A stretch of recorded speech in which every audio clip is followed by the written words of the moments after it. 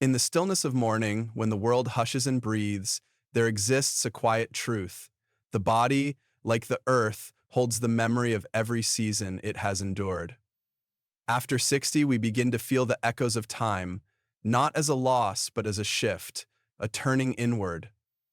This is not decay, but transformation. Muscles and bones do not simply weaken, they whisper, asking us to listen more closely to the language of nourishment, to the seeds, literal and symbolic, that root us back into vitality. These seeds are more than food. They are reminders of nature's cyclical wisdom, of our participation in something vast and sacred. Strength, after all, is not merely mass or motion. It is the resilience of a soul that understands the silence between heartbeats. And in those silences, the body listens, heals, and begins again. Come close. Let us explore the quiet power waiting to bloom within you. When we speak of muscles, of fibers and fascia, of strength and weakness, we often think only in terms of the physical. But the body is no mere machine. It is an instrument. And like all great instruments, it responds intimately to the environment in which it is placed. The cold, the heat, the light, the dark. Each condition sings a different note across the strings of our nervous system, and the muscles respond not just out of duty, but in deep participation with life itself. You see, your muscles are not isolated tissues acting on command. They are receptors, sensitive, intelligent, and remarkably attuned to the world around you. In warmth, the muscle elongates, inviting motion, ease, and expansion. In cold, it withdraws, conserves, holds tension like a cello string bracing against the wind. There is meaning in that. There's something profoundly poetic in realizing that your body is not separate from the elements, it is in conversation with them. This is no small thing. Consider for a moment how your breath changes in winter, how your posture subtly shifts, the way your shoulders hunch slightly, how your stride tightens, how your fingers curl just a bit more inward. None of this is accidental. It's not weakness, it's wisdom. Your body is adapting, conserving heat, protecting the organs, minimizing exposure. Even your muscles, often seen only as tools for lifting or flexing, are quietly negotiating with the cold. They contract, they slow, they become vigilant. Why? Because the cold is nature's signal for economy, for focus. It strips away the excess and leaves only what is essential. In cold, your muscles teach you to move with intention, to use energy sparingly, and to cultivate a presence that heat does not demand. In this way, cold is not a villain, it is a teacher, a master of efficiency, a sculptor of discipline. And the muscles, your own flesh, are students of its curriculum. Now contrast that with the generosity of warmth. When the body is exposed to heat, it opens. Blood vessels dilate, allowing increased circulation. Muscles soften, become more elastic. Tendons lengthen. The nervous system relaxes, reducing resistance in movement. The very act of moving feels different, looser, more forgiving. It's almost as if the body is singing, rejoicing in the sun's embrace. And it is, because heat, unlike cold, encourages abundance. It permits more range, more speed, more grace. But here's the thing.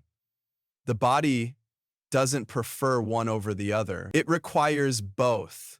One contracts, one expands. One limits, one liberates. Both are crucial to muscle development, just as both joy and suffering are essential to character development.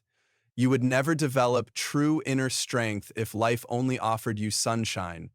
And likewise, your muscles would never adapt, never grow resilient if they only lived in a climate of comfort. That's the hidden elegance of the human form. It learns, it listens, it adjusts itself in response to the ambient wisdom of the world. Your biceps, your calves, your spine, they are not passive structures. They are living reflections of how well you are engaging with your environment. They are mirrors, and the environment, the cold, the heat, is a mirror too. Both are shaping you. constantly. And so the question is not what happens to muscles in cold or heat. Too narrow. The real question is, what is the body trying to teach us about life through these extremes? When the world chills, the body doesn't resist. It becomes precise, alert. When the world warms, the body doesn't overindulge. It flows, opens, and invites. This is not mere biology, it's philosophy written in blood and breath.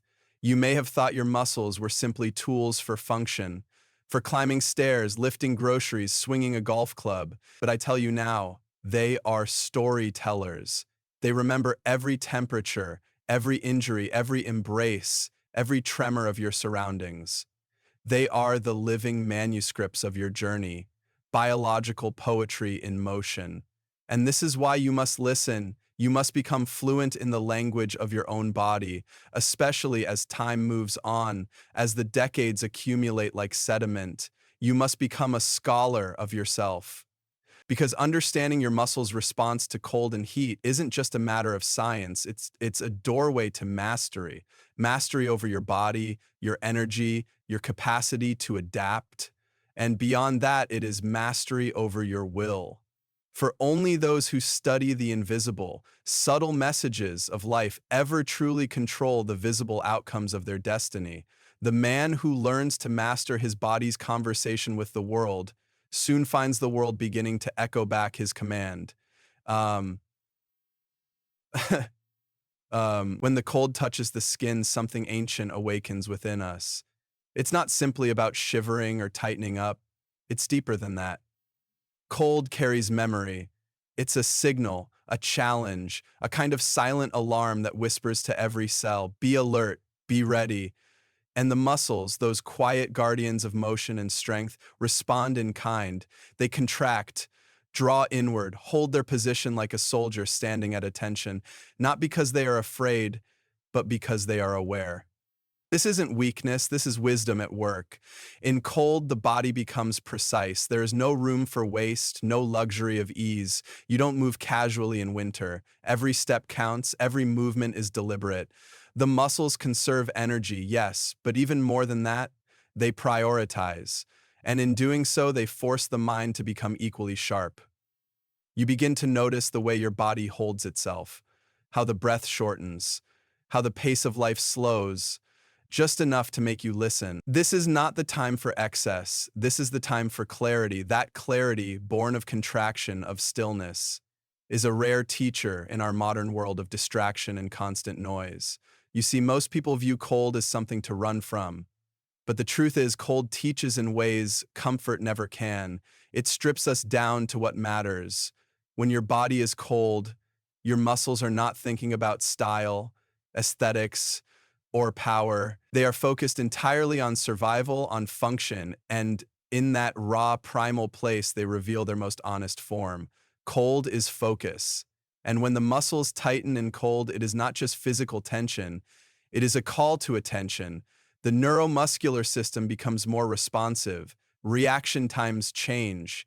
The nervous system becomes alert, watchful. It's not unlike the mind in moments of adversity. Think about it.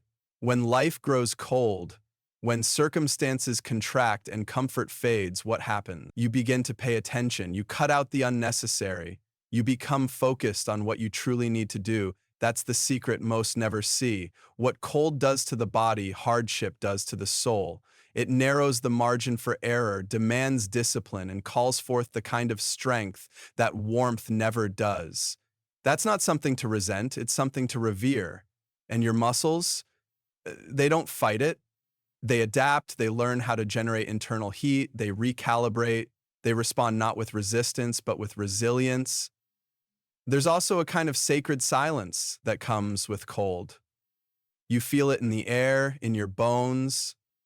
It slows time, demands your presence, and within that silence, your body begins to speak in subtler tones. It tells you where it is weak.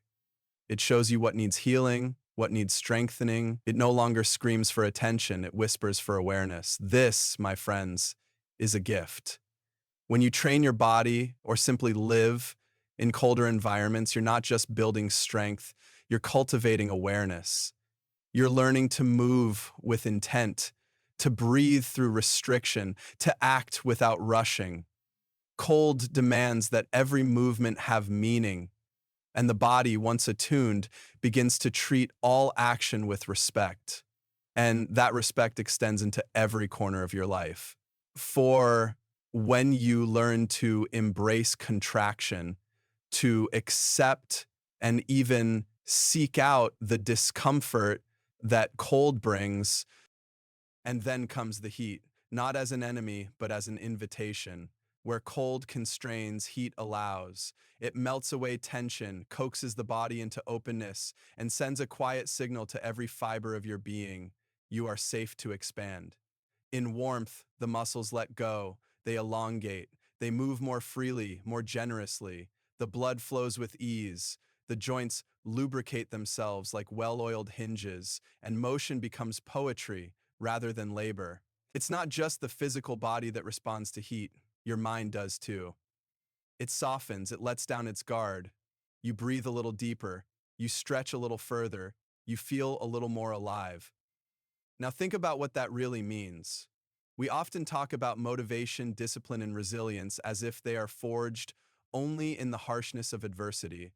But there's a different kind of power, a quieter strength, that is revealed when we allow ourselves to operate in alignment with ease. When heat enters the body, whether from the sun, a warm bath, or simply the friction of movement, it does more than raise temperature. It changes perception. Movement that once felt stiff becomes fluid. Limitations that felt immovable begin to dissolve. The nervous system, freed from the instinct to protect, becomes a bridge between intention and execution.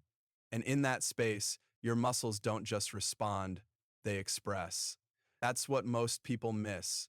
Heat isn't just a tool for comfort, it is a medium through which your potential becomes visible. It unlocks what has been dormant. It invites you to move, not just to survive, but to create, to shape, to articulate the very nature of life through your body. You were not made simply to endure this world. You were made to participate in it, to flow with it. And that's exactly what heat allows. When your muscles are warm, they're like clay that has been placed in the sun, pliable, moldable, responsive. They don't resist, they receive. They absorb intention and respond with grace. And if you pay close enough attention, you'll realize this isn't only about exercise or movement. It's about energy. When your internal world is warmed by optimism, by vision, by passion, your external efforts become fluid. They take on momentum, they stretch further, they reach higher. The principle is the same. Heat is not just physiological, it's symbolic. It's what happens when conditions are right, when you're aligned, when you're nourished, when your vision is lit from within. That is when the body and mind move together without friction. And in that union, what you create is not just output, it is artistry. But beware, my friend, comfort while inviting can become complacency if you lose your edge. So just because the muscles are relaxed doesn't mean the mind should be. The gift of heat is in what it makes possible, but you are still the one who must act. Warmth opens the gate, but only determination walks through it. And so, in the presence of heat, the question becomes, will you expand into your potential, or will you simply relax into ease? The choice is yours. When the body is warm, when the muscles are supple and the joints sing with readiness, that is the moment to move with intention. Not to coast, but to rise. Not to waste the gift of openness, but to pour your will into motion. Because in that state, you are closest to your natural rhythm. You are, quite literally, in flow. You may not realize it, but this is a sacred state. When the body moves in warmth, it returns to something ancient, something primal, a memory of the sun, of firelight, of safety and aliveness. We were made for warmth, not as a constant, but as a cycle. We contract in cold so that we may know how to open in heat. We draw inward so we may later reach outward with strength. And that reaching, that expansion, is not a passive event. It is an act of will guided by wisdom. So the next time you feel the warmth rise in your muscles, whether from sunlight or sweat, don't take it lightly. That is your body giving you permission. Permission to move, to create, to stretch beyond what you once thought possible. The warmth is not just physiological, it is the body's yes. Say yes back, because the man who knows how to act in warmth, who does not waste the moment of readiness, who channels his open body with a focused mind, that man does not just move through life, he shapes it. In the presence of heat, you are not just prepared, you are primed. Ha! We are all prepared, you are primed. And it is in that readiness that the world is most easily remade by your hand. Balance is not a condition we stumble upon, it is a state we cultivate, moment by moment, through awareness and adaptation. And nowhere is this more evident than in the way the human body responds to the extremes of temperature. You've already seen how cold demands contraction, discipline, focus. You've felt how heat encourages flow, expansion, and ease. But between those two, in the space where one transitions into the other, there is something even more powerful taking place. Something the eye cannot see, but the body knows intimately. Adaptation. This is the quiet intelligence of your physiology. Not loud, not boastful, but incredibly wise. Your muscles, your nervous system, your very breath, they are all in constant negotiation with the world around you. Every change in temperature, every shift in environment triggers a subtle response. Vessels dilate or constrict, nerve signals quicken or slow, tension is added here, released there. Your body is not reacting in chaos, it's orchestrating harmony. And that harmony doesn't happen by accident. Adaptation is the result of countless systems within you communicating across invisible lines. The brain sends signals, the muscles respond, the skin feels, the blood adjusts, the lungs recalibrate. It's a symphony, not of sound, but of function, and every note is carefully tuned to maintain your inner stability. This is homeostasis, yes, but even more than that, it's presence. It's the body saying, I am here, I am listening, I am adjusting so that you can continue. And isn't that what life is? A continuous cycle of adjusting, of bending without breaking, of learning when to hold firm and when to let go. The body reflects that truth with elegance. It does not resent the cold, nor does it become lazy in the heat. It finds a way to absorb both, to integrate both, and in doing so, it grows. Growth, you see, is not about forcing one state over another. It's about navigating between them with intelligence. Between contraction and expansion, the body doesn't choose a favorite, it learns how to dance. This is where true resilience lives, not in brute strength, not in endless motion, but in adaptability, the ability to shift with grace, to absorb discomfort without collapse, to respond to change with deliberate action. When your muscles learn to adapt between extremes, they become more than strong. They become wise. They anticipate. They self-correct. They learn from the elements without losing themselves to them. That is the beauty of it. We often think of progress as a straight line, but nature tells a different story.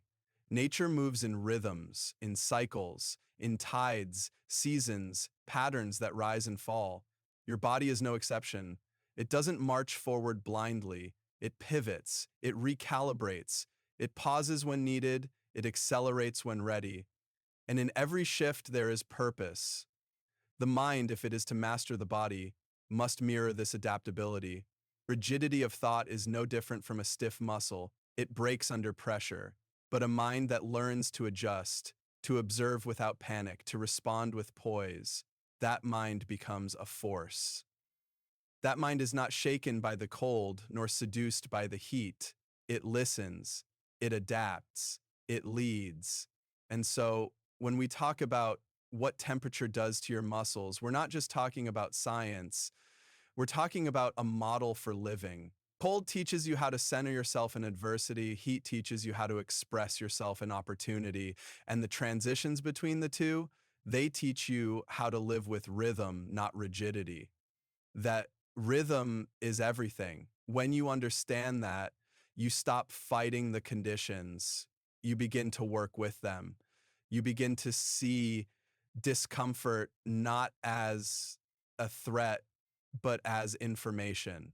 You realize that your body, far from being a passive vessel, is your greatest ally in learning how to move through this world. It adapts, so you must adapt. It listens, so you must listen. You don't become unshakable by resisting the forces around you.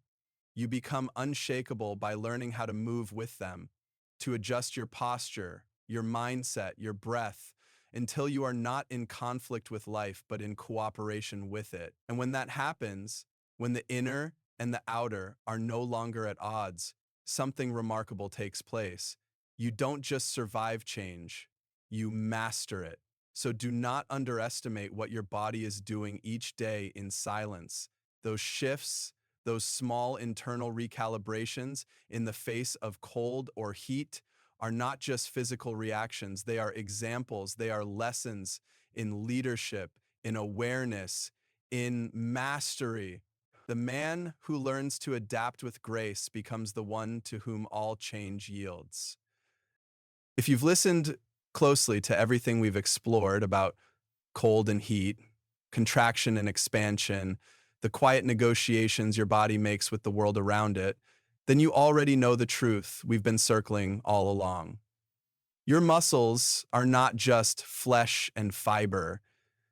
They're the physical expression of your inner life, the outer manifestation of how you meet the world. And the way they respond to temperature, how they change with the cold, how they bloom in the heat, reveals a powerful metaphor that resilience is not a fixed trait. It's a rhythm, a way of being, a dance between extremes. And that dance is what life is. We often think of strength as permanence, as unshakable will, as something rigid and fixed. But look around. Nothing strong in nature is rigid. Trees bend, rivers twist. The earth itself shifts beneath our feet. Strength isn't about resisting change, it's about embodying it with grace. And your muscles have known this all along. In the cold, they tighten, they protect, they pull you inward so that nothing essential is lost.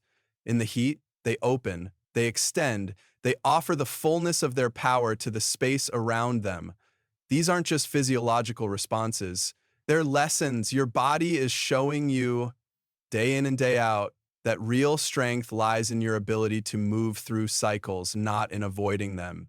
And that, my friend, is where true resilience is born. Because life is not a constant state of comfort, nor is it an endless trial of hardship. It is both. Sometimes the world grows cold, metaphorically and literally. Circumstances close in, plans fall apart, your health falters, loved ones grow distant, dreams are delayed. In those moments, your muscles know exactly what to do. They don't break down, they don't complain, they contract, they conserve, they endure. Then, just as surely, warmth returns. A breakthrough, a moment of clarity, a conversation that sparks something within you. And just like that, your muscles begin to open again. You stretch further. You feel more alive. The rhythm begins again. Your muscles are not failing when they shift between these states. They're responding to life's call with wisdom. And in doing so, they're reflecting the deeper truth of who you are. Because the real strength, the kind that carries you through decades, through sickness and health, through loss and triumph, is not built on the days when everything goes right? It's built on how well you listen, how closely you adapt, how you respond when the cold sets in, and how you rise when the warmth returns. This kind of strength can't be bought. It can't be taught in a textbook. It can't be shouted into existence with slogans or plastered on gym walls. No, this kind of strength must be lived. It's forged in silence, in repetition, in the small, consistent act of showing up, of feeling into your body, of honoring the seasons of your own life and adjusting with presence. And let me tell you something else. When you begin to live this way, when you stop seeing the extremes as obstacles and start seeing them as invitations, you awaken something far deeper than muscle. You awaken your will, your purpose. You remember that you are not here by accident, that this body, this life, this moment, it's all part of something bigger. Your resilience is not just a survival mechanism, it is a declaration, a message to the universe that says, I know how to move through fire and frost alike. I will not disappear when things grow cold. I will not waste the warmth when it arrives. I am not fixed, I am becoming. And that is where greatness is born, not in perfection, but in movement, in your ability to be fully present in the now while honoring every temperature that has shaped you. You do not need to be invincible to be strong. You only need to be responsive, aware, willing to adapt without losing who you are in the process. So take this truth and carry it with you. The body that learns to navigate temperature with intelligence is not just surviving, it is thriving. It is teaching you, if you are willing to listen, how to live with balance, how to move with intention, and how to stand strong no matter the season. For the man who becomes fluent in the language of extremes shall write his legacy in the rhythms of resilience. Continued to stare into the distance, she didn't understand why this uneasiness was building inside her body.